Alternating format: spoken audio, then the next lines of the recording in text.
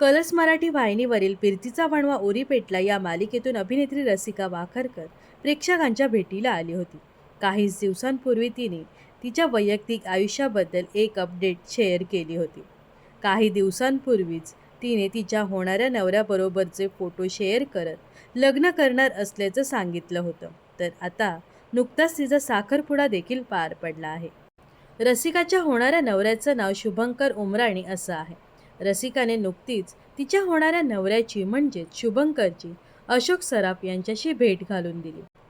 रसिका सध्या कलर्स मराठीवरील अशोक मामा या मालिकेतून प्रेक्षकांच्या भेटीला येत आहे. या मालिकेत तिच्यासह अभिनेते अशोक सराफ देखील मुख्य भूमिकेत आहेत.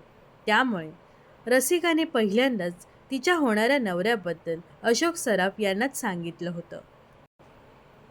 राजश्री मराठीला दिलेल्या मुलाखतीत रसिकाने आणि तिच्या होणाऱ्या नवऱ्याने त्यांच्या नात्याविषयी सांगितलं होतं आणि याच वेळी अभिनेत्री म्हणाली की अशोक मामा या सेटवरील पहिली व्यक्ती होती ज्यांना मी माझ्या लग्नाविषयी सांगितलं होतं. आमच्याबद्दल त्यांना सांगितल्यानंतर मी शुभंकरची देखील भेट करून दिली.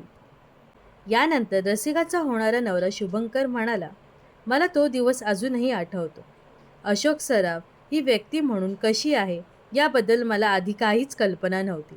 सेटवरून घरी जाताना आम्ही काही वेळ भेटलो. तर मला तेव्हा असं वाटलं होतं की ते फक्त 5 मिनिट वगैरे भेटतील, कारण ते तितकेच व्यग्न असतात. पण ते भेटल्यानंतर माझा त्यांच्याविषयीचा आदर आणखीच वाढला, कारण मला त्याने तितका वेळ दिला होता. ते माझ्याशी अर्धा तास देखील बोलले होते. काय करतो, कसं आहेस आणि इकडच्या तिकडच्या गप्पा आम्ही मारल्या. जवळजवळ अर्धा पाऊण तास आम्ही गप्पा मारत होतो. शेवटी त्यांनी मला कडकडून मिठी देखील मारली. यानंतर तो म्हणाला, अशोक सराफ यांच्या इतका बिझी माणूस माझ्यासाठी थांबला, मला वेळ दिला. मी फक्त रसिकाचा होणारा नवरा म्हणून नाही, पण एक व्यक्ती म्हणून त्यांनी माझी भेट घेतली. कारण रसिकाचा होणारा नवरा म्हणून ते मला औपचारिकता म्हणून 5-10 मिनटं भेटू शकले असते, पण तसं काहीच झालं नाही. सेटवर मी पहिल्यांदा त्यांनाच भेटलो होतो. ती खूप छान भेट होती.